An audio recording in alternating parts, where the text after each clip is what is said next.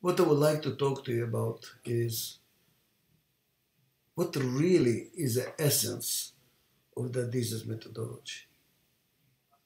Why should you devote time, energy, maybe even money to listen to our lectures and hopefully even to practice this methodology in your company? Here is why. We live in time of change, significant change, accelerated change. You probably know it because you experience it. When what happens when there is change? There are problems because something new is happening. Now you have to decide what to do, and you have to take risk because you might do the wrong thing. So which company is going to succeed? And we have proven this. This is not a research done in the library. We have been working in over 72 countries for over 50 years, testing the methodology, improving the methodology, perfecting the methodology. So why is it successful? Why is it successful? Because who is going to succeed in this environment, accelerated rate of change, with risks left and right, new technologies, new government with a different approach, or even religiously inclined? Who is going to succeed? Who can make better decisions, although there is uncertainty, because there is change, and who can reduce the risk? That's it. And we have taken companies from 12 million in sales to 4 billion in sales. And the owner is still 100% owner. So it's organic growth. And it's not only one company. We took Domino Pizza, also from 150 million to 4 billion. Owner still 100% owner. How? By making better decisions, teaching companies how to make better decisions in time of change, and how to reduce risk. So how do you make better decisions? You alone cannot make good decisions all the time and never fail. Doesn't exist. Nobody is that smart. Nobody is that wise. Nobody is that experienced. You will eventually make a mistake. You have to. So what should we do? Find the genius who makes the least number of mistakes. You know what the problem is? There are not enough geniuses in the world for all the companies. We need a company that can be managed by a normal person, because there are not too many geniuses. Maybe, by the way, if you have a genius leading the company, that's pretty good, but not in the long run. Why? Eventually it will die. And then what happens to the company when the genius dies? Find another genius? Or maybe he has a son or a daughter who is a genius. This is a very improbable solution. We need something normal. So what I recommend in the methodology is build a complementary team. People that are different in styles, that complement each other. Because each one of them sees different problems, sees different issues. It's like blind people trying to describe an elephant. One sees a long nose, another one sees a big leg, another one sees an enormous stomach. They put the information together and they say, aha, it's an elephant. We need a complementary team. The entrepreneur has a vision. He sees the market, he sees the competition, he sees opportunities. He does not see the problem of implementation. The administrator says, oh, wait a moment, wait a moment. There is a problem here, there is a problem there. They see different things.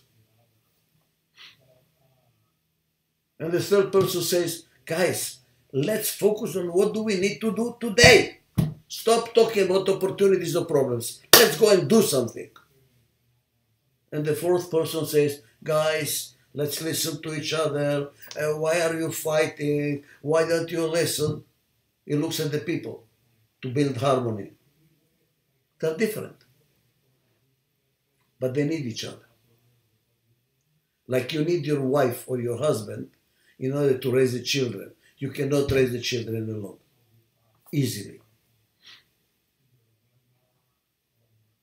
If we have a complementary team that works with each other with mutual respect, what does it mean?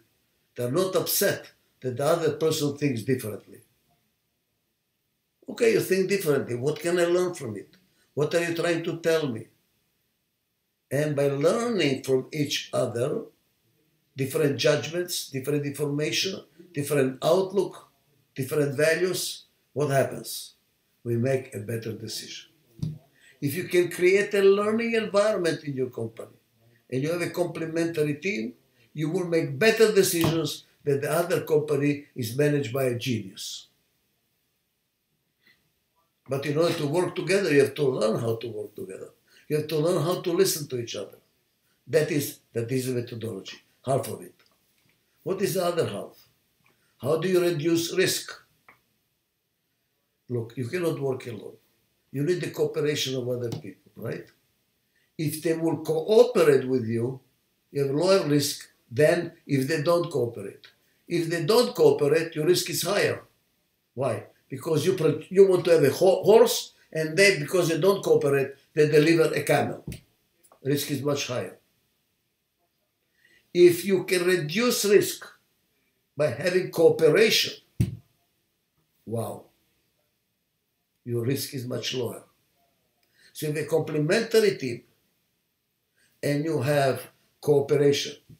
If you have cooperation and collaboration, both collaboration for decision making, cooperation for implementation, you have a better decision, lower risk. But how do you get cooperation? Why would people cooperate? Because they share your interests. We have common interests. And if we have common interests, we are going to cooperate. Problem. There is no common interest ongoing. That's utopia.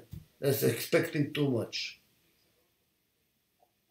People have different interests, even in the family. The wife has one interest, the husband has another interest. The children have a totally different interest. And the parents-in-law have different interests. Wow. So what do we do? Life is give and take. Give and take. That's how you make a good marriage. Give and take. You know? Not everything is important. Important to you, we do it your way. When it's important to me, do it my way. We accommodate each other. Life is give and take. And somebody from the audience told me that's not what we say in Turkish. In Turkish we say not give and take. We say take and give. Wow. There's a big difference. It's not just a grammatical exchange. No, no, no. It's a difference in attitude. When you say life is give and take, there is trust. I give because I trust you will reciprocate when it's important to me. I'm not afraid. I'm not just going to give and you're going to disappear. You're going to reciprocate. We have a relationship, like in a good friendship. I take you to dinner, then you take me to dinner, you know. I come to your home, then you come to my home. But the moment you say life is not give and take, but take and give, oops, there is no trust. First I take, and then I will think whether I want to give. What makes cooperation possible is mutual trust. And if there is no trust, people don't cooperate. They look to how they can maneuver, how they can take advantage. Totally different environment. The purpose of Adizes methodology is to bring a climate, a culture, a relationship in a company that is based on mutual trust and respect. That's it. The moment you have mutual trust and respect, the company is managed better. You don't waste energy inside, in internal fighting. All the energy is against the competition, because internally we are working together. You know, the symbol is a Mediterranean symbol for this methodology. The Khamsa. Look at the Khamsa. What do you see? Figures together, although they are different. That is a blessing. Be different, but together. Don't try to be together by being the same. You know what this is? Religious fanatism, communism, fascism. We are going to be together by being the same. And what happens? We are paralyzed. That's why communism failed. That's why in the long run fascism fails. That's why religious fanaticism stops the growth of a country. The solution is different together. And what is a curse? Different, not together. In the Middle East, when you do this to a person's face, you're saying a curse. Be different and not together. Adizes is how to create togetherness. To recognize each other's differences and to still be together. And in this hand, which is the most important finger? Not this one. This one.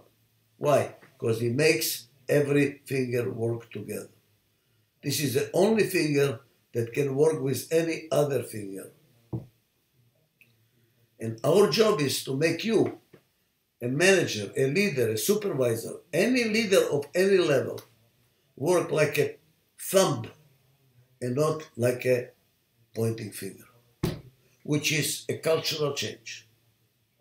We will help you change your culture, because if you want to be successful and grow and grow and grow and be happy, not just grow, but happy about your growth, you need to learn how to be different and still work together.